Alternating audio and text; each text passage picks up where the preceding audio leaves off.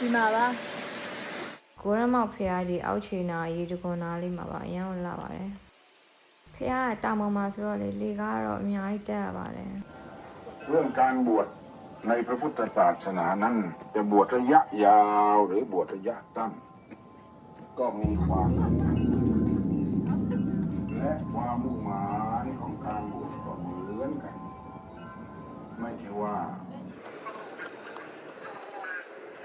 လေကားတက်ရင်လည်း view ကြည့်လို့ရပါတော့ဒါကတော့ဒီဘန်ကောက်မြို့ပေါ်ကြီးကနေမြင်ရတော့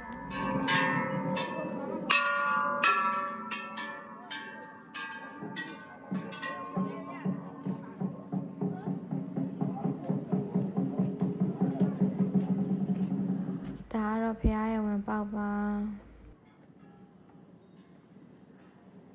ဒီမှာထူးဆန်းတာဖနှက်ချွတ်စရာမလိုပါဘူး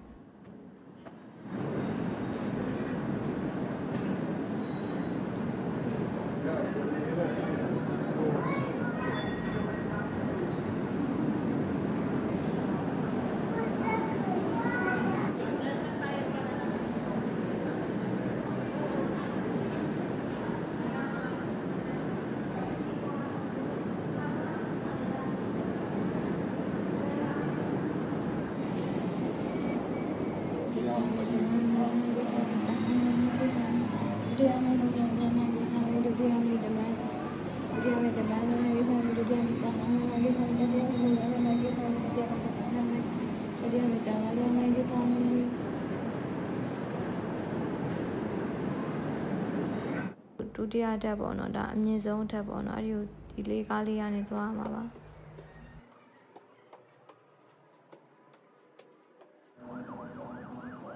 ဗုဒ္ဓံတရဏံကိသာမိဓမ္မံတရဏံကိသာမိသံဃံတရဏံကိသာမိ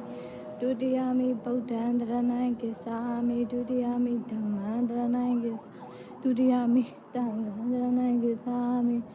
တတိယမိဗုဒ္ဓံတရဏံကိသာမိတတိယမိဓမ္မံတရဏံကိသာမိတတိယမိသံဃံတရဏံကိသာမိ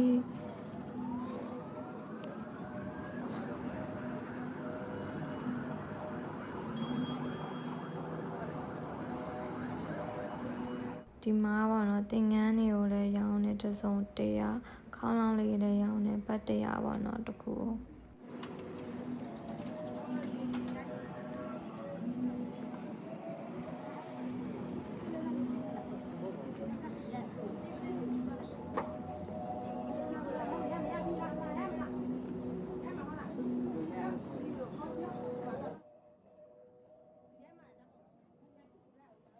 ဒီမှာကလေအလုံငွေပေါ့နော်ကြိုက်တဲ့လောက်ထည့်ပြီးတော့ဒီမှာအပေါ်မှာတန်းလေးမှာပေါ့နော်သူတို့ဒီ stapler လေးနဲ့ညက်ပြီးတော့ပေါ့နော်ချိတ်ရတာပေါ့နော်ဒီအောက်မှာဒီအနီရောင်ဒီပိတ်စာလေးမှာကိုဆူတောင်းခြင်းတဲ့စာလေးကိုရေးလိုက်ရတာပေါ့နော်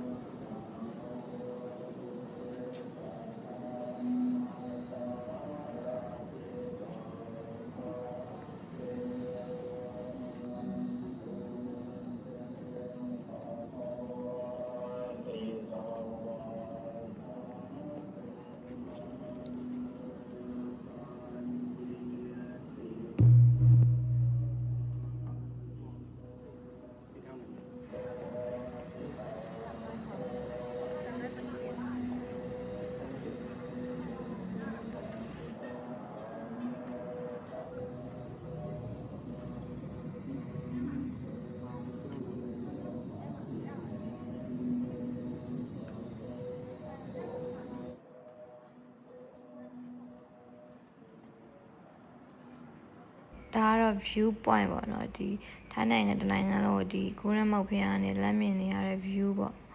အရင်ကလာပါတယ်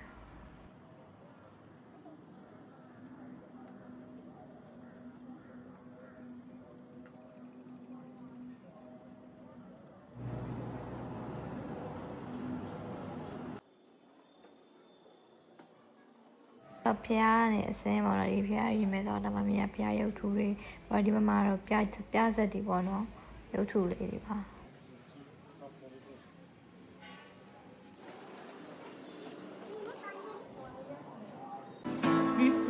ำซ้ำช้ำจนเกินที่จะเยียวยา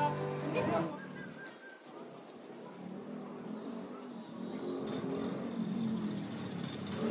ြန်တော့မယ်